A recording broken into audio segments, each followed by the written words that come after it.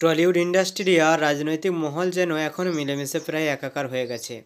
কিন্তু এর মধ্যে বেশ কিছু তারকা রয়েছে যারা রাজনীতি থেকে অনেক দূরে থাকেন। ফিল্ম ইন্ডাস্ট্রির যে অভিনেতারা রাজনীতিতে জড়াননি তাদের মধ্যে অন্যতম হলেন সুপারস্টার জিৎ। আর এই কারণে তাকে নিয়ে সাধারণ মানুষের কৌতূহলের শেষ নেই।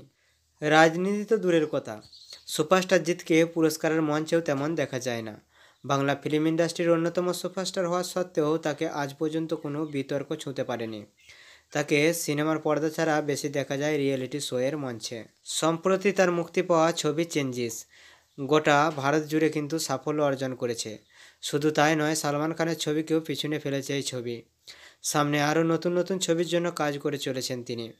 প্যান ইন্ডিয়া ছবি রিলিজের দায়িত্ব নিয়েছেন এই জিৎ। তবে আর যাই হোক, তিনি রাজনীতি থেকে অনেক দূরেই থাকেন। সুপারস্টার জিৎ কেন রাজনীতিতে জড়াননি, এই প্রশ্ন তাকে করা হলে তিনি স্পষ্ট জানান, যে কাজটা আমি পারবো না সেটা করার মোটেও কিন্তু আমি চেষ্টা করি না। আমাকে যদি এখন বলা হয় বিরাট কোহলির সঙ্গে ক্রিকেট খেলতে হবে, সেটা নিশ্চয়ই আমি পারবো না। অভিনেতা সহজ ভাষায় বিতর্ক না করে কিন্তু বুঝিয়ে দিলেন রাজনীতি থেকে দূরে থাকতে তিনি চান। একটি ভিডিও বানাতে আমাদের অনেক কষ্ট আর সময়ের প্রয়োজন পড়ে। অবশ্যই ভিডিও একটু লাইক করে চ্যানেলটিকে তোমরা সাবস্ক্রাইব করে নেবে। প্রসঙ্গত 2002 সালে জিৎ সাথী ছবির মাধ্যমে বেঙ্গল ফিল্ম ইন্ডাস্ট্রিতে পা রেখেছিলেন। সেই থেকে একের পর এক কমার্শিয়াল ছবি দর্শককে কিন্তু এখনও উপহার দিয়ে চলেছেন। তবে তিনি তার কেরিয়ারে শুরু করেছিলেন এক মডেল হিসাবে।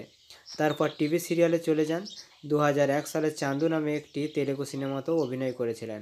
তবে তার সাফল্য আসে বাংলা ছবি অর্থাৎ বাংলা সিনেমার হাত ধরে। আজকের এই ভিডিওটি এই পর্যন্ত। পরে নেক্সট ভিডিও পাওয়ার জন্য অবশ্যই ভিডিওটি লাইক করে চ্যানেলটিকে সাবস্ক্রাইব করো।